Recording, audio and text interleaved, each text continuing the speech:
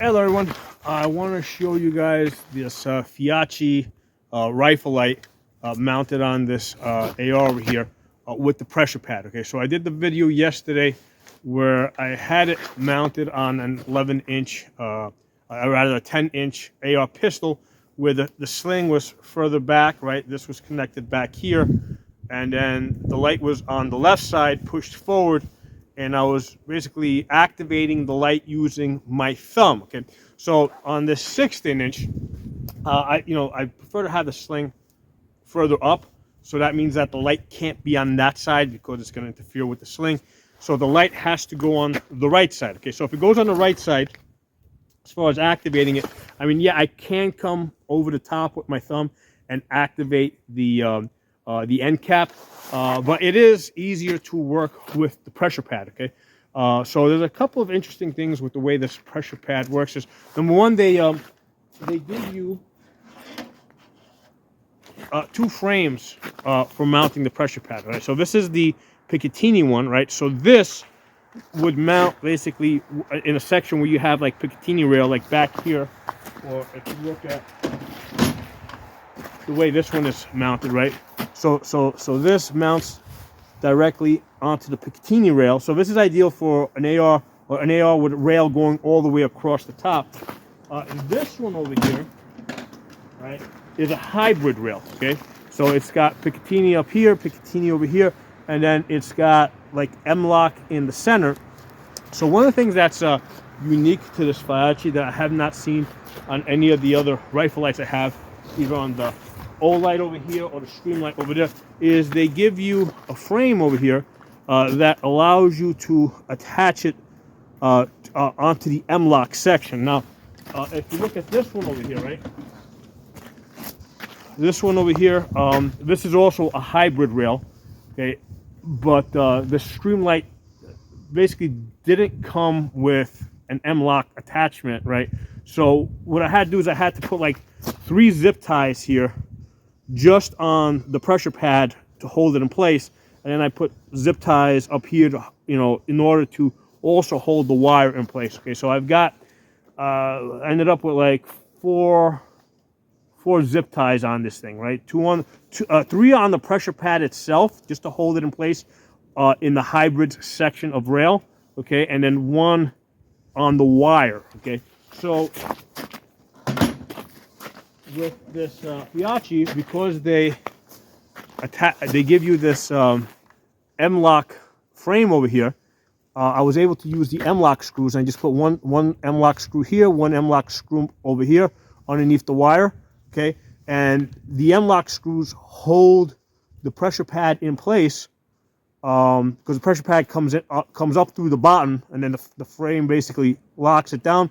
You put your M-lock screws, and that's it. You don't have to zip tie this. Okay, now if this was going to stay on here permanently, I would zip tie the wires. Because I'm still experimenting with this, I might move it to a different rifle. I didn't zip tie the rifles down, but I did use this Velcro band that the Feyachi actually supplies you with to basically just secure the wire. And for a temporary solution, this works pretty good. Okay.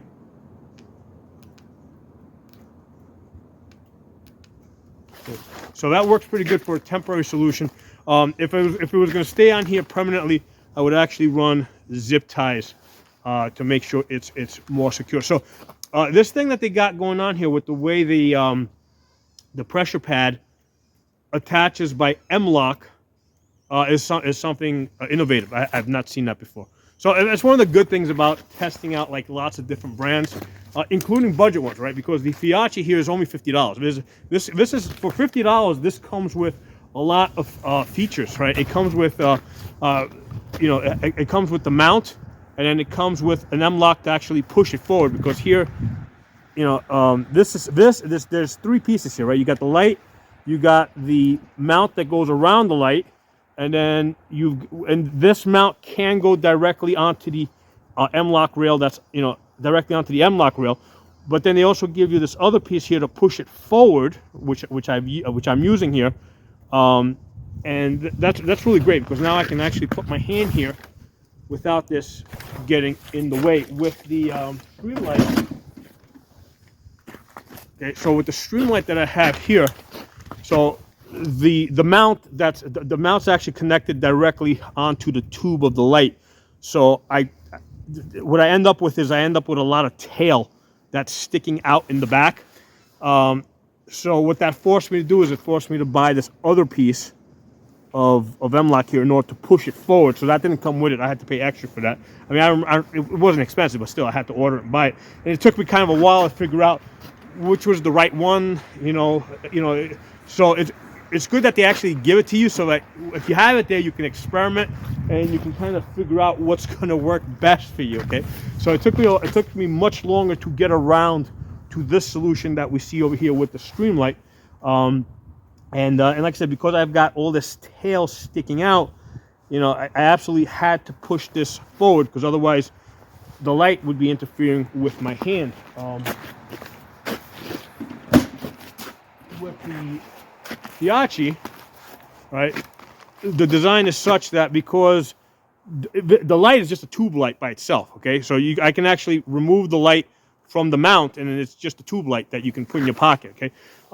So because of the design here, I can actually slide this front and back a little bit, so that allowed me to slide this forward a little bit, so I've got less tail sticking out the back, okay. So there's probably like about an inch of tail sticking out the back over here, whereas here I've got about 2 inches of tail sticking out the back, okay. So that's actually a pretty big convenience. So now we're talking about very different prices here. This is a $50 light, all right? It's a $50 light, and it comes with all these things that I mentioned. The Streamlight, I think that's about $100 to $130.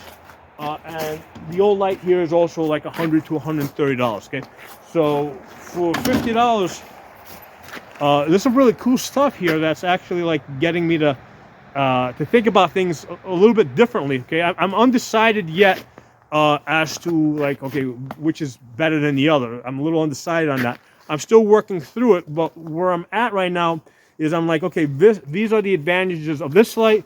Those are the advantages of that light. So each of these lights has like different strengths and weaknesses, different pros and cons. So I'm kind of like still going through the review phase where I'm trying to figure out what I like the best. However, what I end up liking the best may be different from what you like. So that's why right now I'm just presenting the stuff to you guys, right? I'm saying, hey, this is what this has, this is how it works, and then you can decide what works best for your situation. Now, one of the things that I have found with this Feyachi, right? So first of all, I did flip the pressure pad back, right? Because if you look at the wire comes out from this end, right? Normally you would flip it around so that the wire's coming out the front end. There's two reasons why I didn't want to do that. Number one, they do give you a lot of wire, so I would have ended up with a big mess of wire up here in the front, right? So I didn't want to have that. So that's one reason why I've got the wire coming out the back, and then this way I can run it up towards the front and spread it out a little bit more. Okay, and it's running on my right side, so my left hand's coming on this side, right hand's over here, so this area over here, my hands really don't go there that much, so it doesn't interfere so much with my hand. But the other reason why I flipped it around is the way the controls on this light is that control there that sticks out, okay, that works the low and the medium light setting, okay. So if I hold it here, right, I'm now pushing the rear control, right, the one that sticks out there. So if you push it, right, you push it again, right, that's your low setting, that's your medium setting, low setting, medium setting, okay. So that's what this light here holds. Now, as far as shooting, right, I don't want to work with the low and medium setting. I want to go straight to max setting, right? I want maximum light. So the way the maximum light is activated is with this section of the pressure pad up here, the flat section, okay? So the way I grip this rifle, see, I got this little 3-slot rail here, right? So that serves two functions. First of all, I can attach a bipod there if I want, right? A quick attach bipod, right?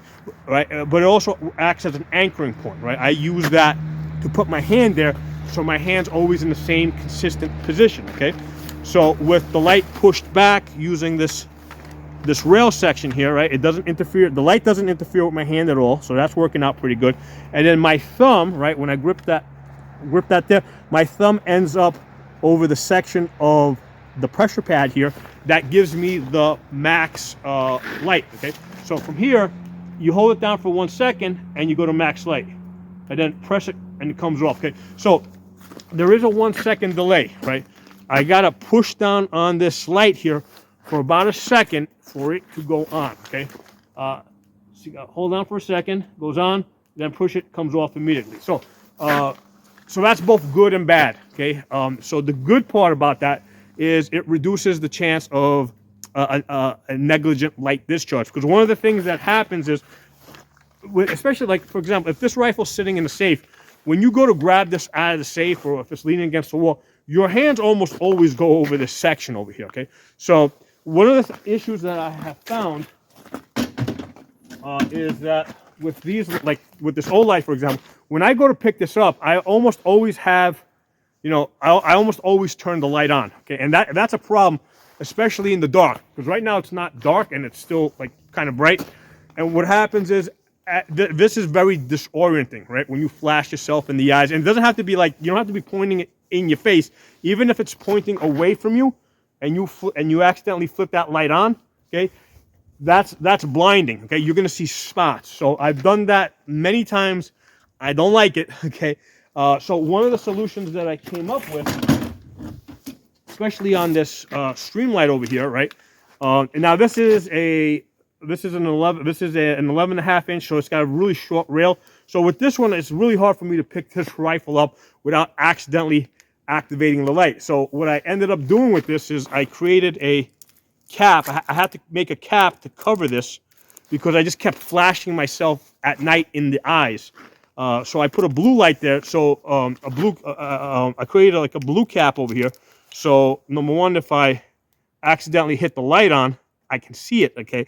Because a bunch of times what I've done is, like, if I try to put like a solid rubber cap over the light, a lot of times I activated it and just left it on, right? And I didn't see that it was on because it was capped.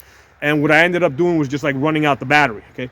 So with the blue tape that I've created here, if I accidentally hit it, like let's say I hit this button over here, that just leaves this on permanent, okay? I'll see it, especially at night. So with the Feyachi, okay, that's not going to happen, right? Because I have to, or it's very hard for this to happen because I have to hold, because if I hit this incidentally, it's not going to go on. I actually have to hold this for 1 second in order for this to go on, okay? So you can still have an accidental light discharge, but it's a lot less likely for it to happen because you have to hold down the light for like a second. And then the other one back here, the one that's raised for the low and medium beam, you got to like really push into that in order to activate it. And also, if you do turn it on, because it's a lighter beam setting, it's less blinding if you kind of flash yourself in the face. Okay. So the other way that I've been using the low beam setting on this is at night. What happens, like a lot of times, if you want to go up the stairs or something, right? What you can do is I will activate the low beam setting and shine it at my feet, or if, let's say I drop a magnet or something, I can shine this at my feet so I can see what's at my feet and I'm not using the max light setting. So that's another way that you can use this, okay? But for actual shooting, I just want max beam, okay? So I go to where my thumb is, right, where I have this set up.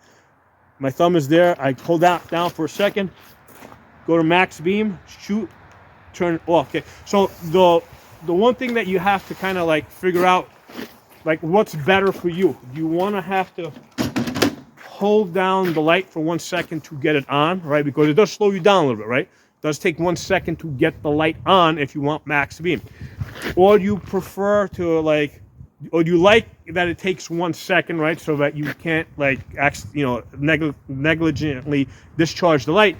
So there's like a pro and con there, right? Do you want the light on faster, or you want to make sure that you don't accidentally turn it on when you don't need to turn it on. Okay, so that's what Feyachi is giving us here. They're giving us a light where it takes 1 second to turn on. So when I grab this, right, it's less likely that I'm going to accidentally turn this light on. Okay, so we're going to do a little night shooting. I just want to wait for it to get a little bit darker. At this point, I'm not ready to do a comparison test. I'm still working on figuring out the features of the Feyachi, but at some point, we are going to do a side-by-side, night shooting with the Feyachi, the Olight, and the Streamlight. The Feyachi is they quote this as 2,000 looms. Okay, so I was testing this out last night using the end cap, and what I saw is that it's basically, you kind of like max out at like 75 yards, okay? In this scenario where I got trees, okay? If this was an open field, you're going to see a little bit more. Over here, the trees cast shadows. Okay? It's like I could actually see the target at 100 yards, but I kind of knew what it was and where to look, okay? So I could make it out.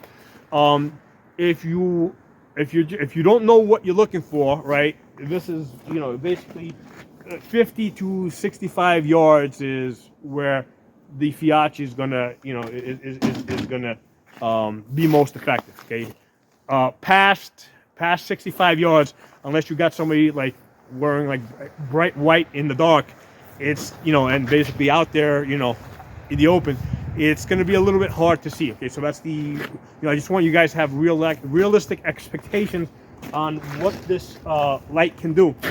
So I don't like to go by, they say this one's 2,000 looms or the other one's so many looms, or I go by, hey, what can I realistically see at night in my environment? Okay. Hello everyone. So we're going to be doing some night testing with this Feyachi rifle light. This is the 2,000 lume light. I've got it mounted here with the pressure pad. So the only light we got right now is the tiny little bit of light that's coming from the camera.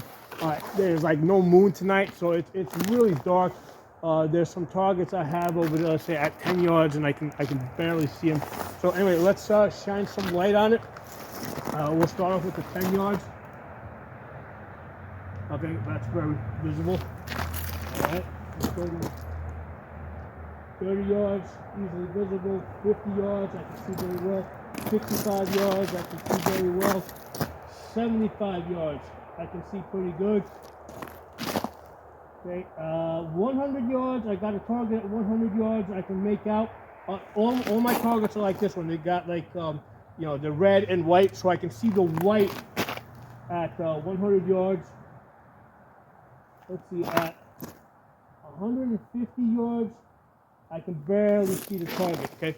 Now, keep in mind that I'm in the woods here, so the trees cast shadows. So if you're like in an open field, you're gonna see a lot more, okay? So this is in the woods with the trees casting shadows. As far as me being able to feel confident about taking a shot, I would say 75 yards is it. Okay. Would I be able to see somebody at 75 yards if they were trying to hide from me and not be seen? No, I probably wouldn't see them. Okay. But that's the case with most of these rifle lights. If somebody was hiding, let's go to, I mean, I could definitely find them at 30 yards if they were trying to hide. At 50 yards, yeah, I mean, if they were hiding, if they're just like kind of crouching down, but in an open area, I would see them at 50 yards. At 65 yards, if they're wearing dark clothes, it might be difficult. So you know what? This is a $50 light. I mean, this is a pretty decent training light. Now, I've been hitting the max blast button over here. Okay, so that's that button. There's also this other button here that goes from like gives you your low light and your medium light. So let me show you. Okay, that's the low light. That's the medium light. Okay, so you can easily see at about 10-15 yards. Let's go a little further out. Low light, I can barely make out my target. Medium light, I can see kind of decently at 30 yards. 50 yards, it kind of starts to struggle, okay? So the low light can be, and the medium light can be kind of useful, right? If you drop something, you know, and you're trying to see what's going on at your feet, right? Or if you're going upstairs, that might be very useful. Let me do this. Let me turn off the light completely up. That's on the camera, that little LED light. And let's see if how it looks. Hold on. As I turned off the lights, there's no light. So I actually was using the low power light just so I can walk around here and not, you know, basically trip over myself or slip on the ice that's on the ground here. So that low setting can be very useful like that. All right, so let's go back to the targets now. It's like kind of pitch black. Okay, that's the low setting. That's the medium setting at 15 yards. That's your high beam. Okay, go a little further out. Okay, high beam. Yeah, I can clearly see 50 yards, 65 yards, no problem. 75 yards, you know, I can see that pretty good. Let me see if I can make a hit 75 yards on that target. Yeah. There you go, nice. 75 yards, I made my hit.